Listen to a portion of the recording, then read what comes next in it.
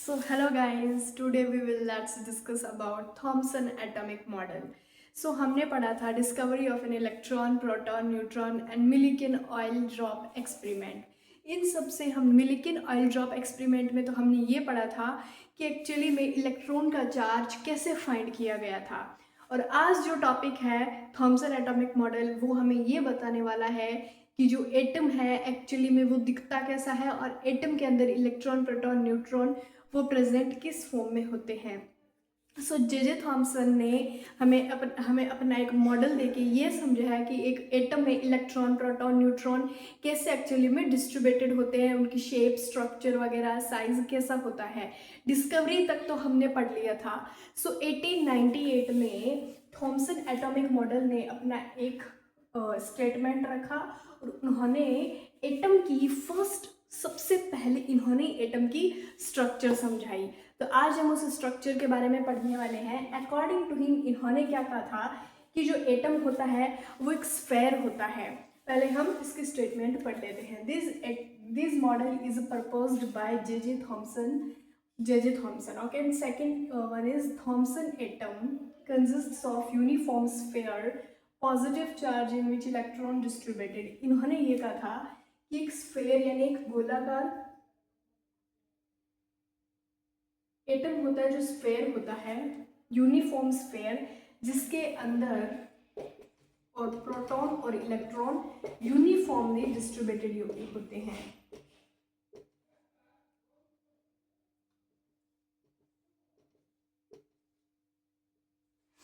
ये इन्होंने कहा था थॉमसन के अकॉर्डिंग। देखो क्या था, थॉमसन ने कहा कि जो एटम होता है वो स्फेरिकल होता है, यूनिफॉर्मली डिस्ट्रीब्यूटेड, इसमें इलेक्ट्रॉन और प्रोटॉन्स होते हैं।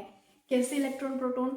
देखो, एटम की स्ट्रक्चर जे थॉमसन से पहले कोई नहीं समझा पाया था। इन्होंने सबसे पहले एटम की स्ट्रक्चर को बताया और इन्होंने कहा कि जो एटम होता है वो स्फेयर होता है, दिखने में गोलाकार होता है और उसके अंदर इलेक्ट्रॉन और प्रोटॉन यूनिफॉर्मली क्या होते हैं, डिस्ट्रीब्यूटेड होते हैं।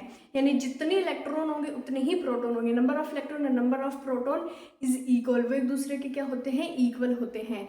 तो उन्होंने इस यूनिफॉर्म स्फेयर को क्या बताया था, इलेक्ट्रिकली न्यूट्रल भी बताया था। और इन्होंने, थॉमसन ने इस स्फेयर का एक एग्जाम्पल लिया था। एग्जाम्पल क्या लिया था, वाटरमेलन।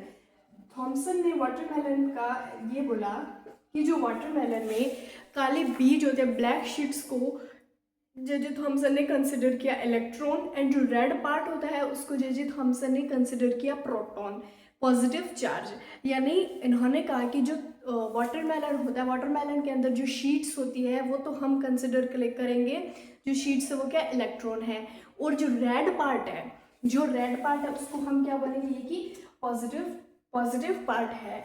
और जो पॉजिटिव पार्ट और ये इलेक्ट्रॉन है, इलेक्ट्रॉन और प्रोटॉन, ये क्या होते हैं, यूनिफॉर्मली डिस्ट्रीब्यूटेड होते हैं। अब इस यूनिफॉर्मली डिस्ट्रीब्यूटेड का क्या मतलब हुआ, यानी जितने नंबर ऑफ इलेक्ट्रॉन होंगे, number of electron is equal number of proton.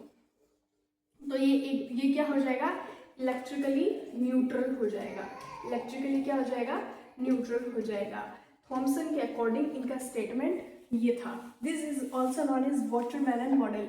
इसको वाटरमेलन मॉडल भी बोला जाता है और प्लम फ्लडिंग मॉडल।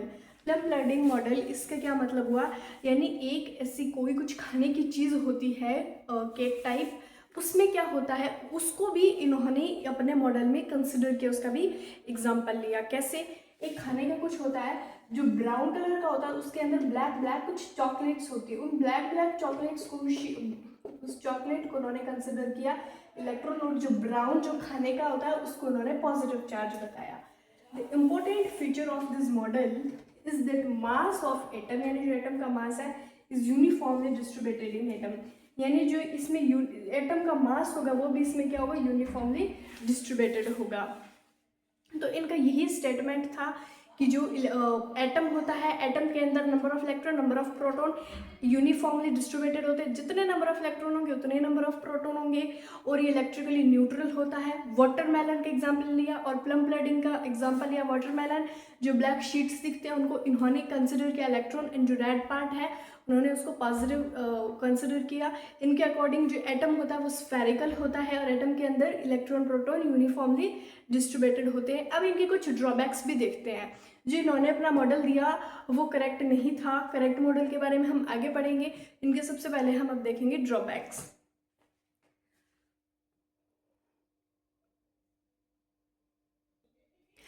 अब हम इसकी ड्रॉबैक्स के बारे में बात करेंगे। तो हमने इसकी स्ट्रक्चर क्या समझी थी कि स्फेरिकल होता है और इसके अंदर number of electron number of proton क्या होते हैं, यूनिफॉर्मली डिस्ट्रीब्यूटेड होते हैं। तो इसका देखो फर्स्ट ड्रॉबैक क्या होगा कि ये स्टेबिलिटी को एक्सप्लेन नहीं कर पाया। स्टेबिलिटी को नहीं एक्सप्लेन कर पाया, सबसे बड़ा ड्रॉबैक तो इसका अभी स्टेबिलिटी को नहीं एक्सप्लेन कर पाया। इसका क्या मतलब हुआ, देखो कि जितने नंबर ऑफ इलेक्ट्रॉन होंगे उतने नंबर ऑफ प्रोटॉन होंगे, तो ये क्या हो जाएगा, इलेक्ट्रिकली न्यूट्रल हो जाएगा। न्यूट्रल हो जाएगा तो ये स्टेबल तो है ही नहीं ना, स्टेबिलिटी तो इसकी है ही नहीं। और ये न्यूक्लियस का तो कुछ बता ही नहीं पाया कि न्यूक्लियस भी होता है, न्यूक्लियस का तो इसने कुछ भी नहीं बताया। तो स्टेबिलिटी इसलिए एक्सप्लेन नहीं कर पाया क्योंकि जब ये नंबर ऑफ इलेक्ट्रॉन और नंबर ऑफ प्रोटॉन इक्वल है तो इलेक्ट्रिकली क्या है, न्यूट्रल है। इलेक्ट्रिकली न्यूट्रल है, सबसे पहला तो ड्रॉबैक इसका ये electrically neutral. And second one point is ये न्यूक्लियस के बारे में कुछ नहीं बोल पाया। While Rutherford's nuclear model was Rutherford, इसके just next model Rutherford model है जो हमें बहुत अच्छे से एटम के बारे में और अच्छे से बताएगा। Was a major step forward after the gold foil experiment. इनके एक्सपेरिमेंट का दूसरा नाम है गोल्ड फॉइल एक्सपेरिमेंट। इन्होंने अपने एक्सपेरिमेंट में गोल्ड फॉइल का यूज किया था। It did not solve all question in atomic structure. So ये एटॉमिक स्ट्रक्चर के सारे क्वेश्चंस का आंसर्स तो ये भी नहीं दे पाए थे। बट इसका सबसे बड़ा ड्रॉबैक ये कि स्टेबिलिटी एक्सप्लेन नहीं कर पा रहा, क्योंकि एटम अगर इलेक्ट्रिकली न्यूट्रल हो जाएगा तो स्टेबल तो है ही नहीं। इसमें किसी भी एंगल से एटम हमें स्टेबल होता नहीं दिखाई दे रहा है। सो इसका यही ड्रॉबैक है। नेक्स्ट वीडियो में हम बात करेंगे रदरफोर्ड एक्सपेरिमेंट के बारे में। रदरफोर्ड ने न्यूक्लियस के बारे में भी बताया था एंड इसके शेप स्ट्रक्चर को बहुत अच्छे से एक्सप्लेन किया था कि न्यूक्लियस के अंदर नंबर ऑफ न्यूक्लियस के अंदर इलेक्ट्रॉन प्रोटॉन एक्चुअली में प्रेजेंट कैसे होते हैं। बट कुछ ड्रॉबैक्स तो रदरफोर्ड के भी रहे थे। एंड रदरफोर्ड के बाद में एक और साइंटिस्ट है बाहर मॉडल, उन्होंने तो और भी अच्छे से एक्सप्लेन किया। उसके बाद भी उनके भी कुछ ड्रॉबैक्स रहे, उसके बाद और भी साइंटिस्ट आए। जैसे सबने अपना छोटा छोटा कुछ भी अपना एक स्टेटमेंट रखना, अपना एक मॉडल दिया, अपना लॉ दिया, और इन लॉ के और ड्रॉबैक्स आए। उन ड्रॉबैक्स को सही करने के लिए दूसरा साइंटिस्ट आया, उनके भी ड्रॉबैक्स रहे, उसको सही करने के लिए दूसरा साइंटिस्ट आया। सो ऐसे ही हमें बहुत अच्छे से हम आगे जाके एटम के बारे में एक्सप्लेन करने वाले, बहुत अच्छे से पढ़ने वाले। So thank you so much.